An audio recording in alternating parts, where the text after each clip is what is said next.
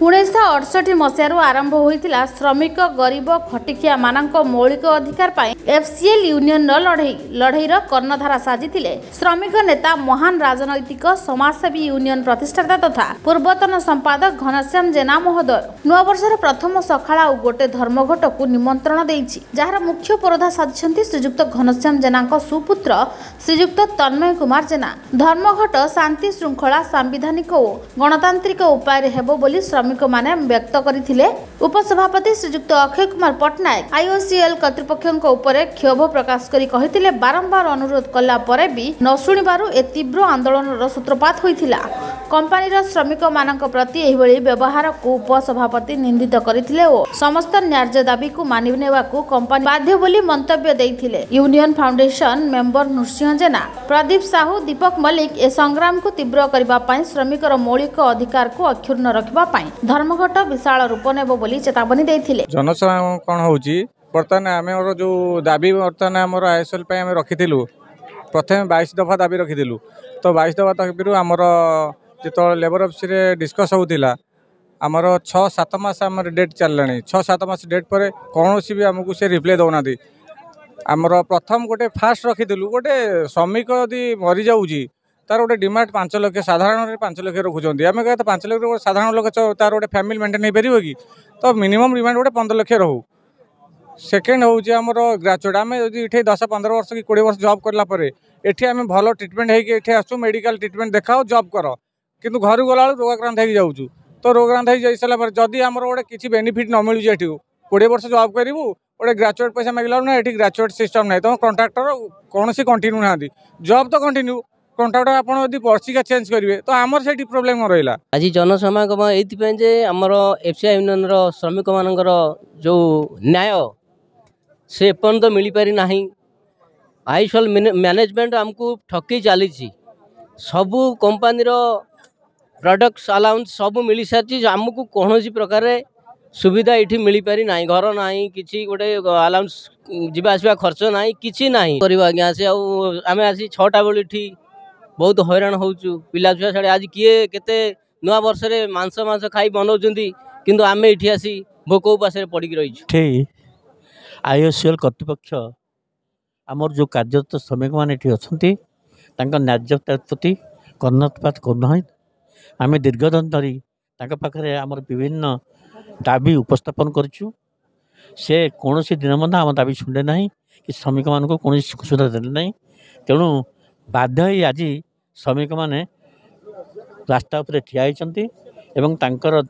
दाबी प्रति किपरि आईओसीएल कर्तृपक्ष कर्णपात करिवो एवं आसी आम सहित डिस्कसन करी समस्या समाधान करिवो यह हूँ आम उद्देश्य। आम बसाधिका काल है दाबी दिखाई विभिन्न सभा आईओसीएल शुणुनी एवं प्रधान दाबी हूँ श्रमिक मैंने जो कैडर काम करते जमीक अनस्किल्ड स्किल्ड सेमी स्किल्ड ताकू से अनुसार दरमा दिजाऊ एवं जेहेतु आईओसीएल गोटे नवरत्न कंपनी मिनिमम वेजेस नदे से लोक मान फेयर वेजेस दो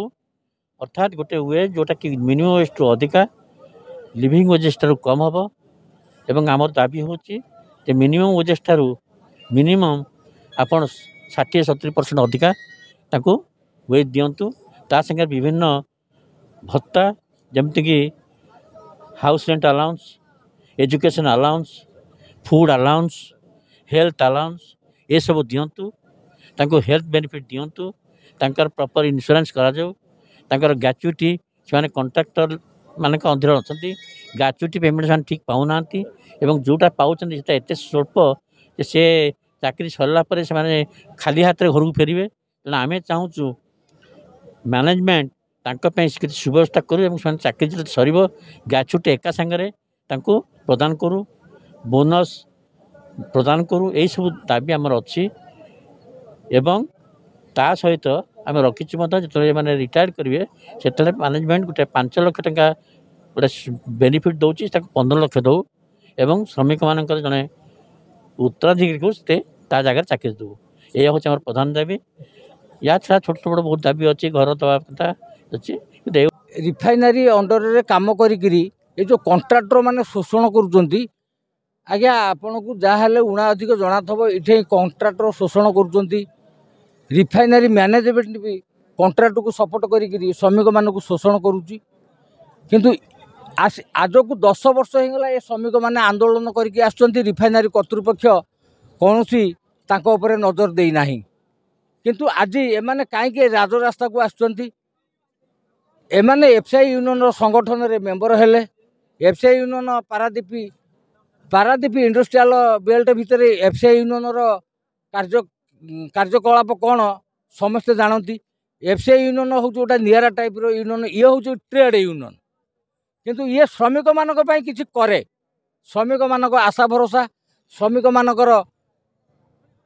बापा माँ कहले FCI union Paradip industrial belt भितर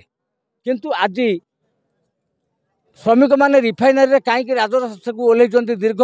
8-10 वर्ष है एमाने काम करी एमाने पिला छुआ भल मेडिकल भल परिवेश भल शिक्षा एपर्यंत दे पारि ना आज ये श्रमिक पेट कांदुची अपेक्षा करते किछि हब किंतु आज एमानक पई किछि नाही एमाने खटिबे सकाळे खटिबे संध्यारे आंकर चाकरी नाही एमानकर पीएफएसआई ठीक नाही एमाने बोनस ग्राच्युटी ठीक नाही गोटा ग्राच्युटी आमे ग्राच्युटी बाबद रे जिबा ग्राच्युटी होउची गोटा श्रमिकर शेष संबल गोटा श्रमिक चाकरीर शेष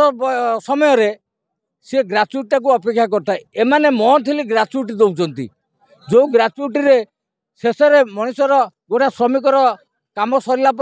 तार किसी स्थिति रहू नाही। पारादीप अविनाश का रिपोर्ट कामयाब टीवी।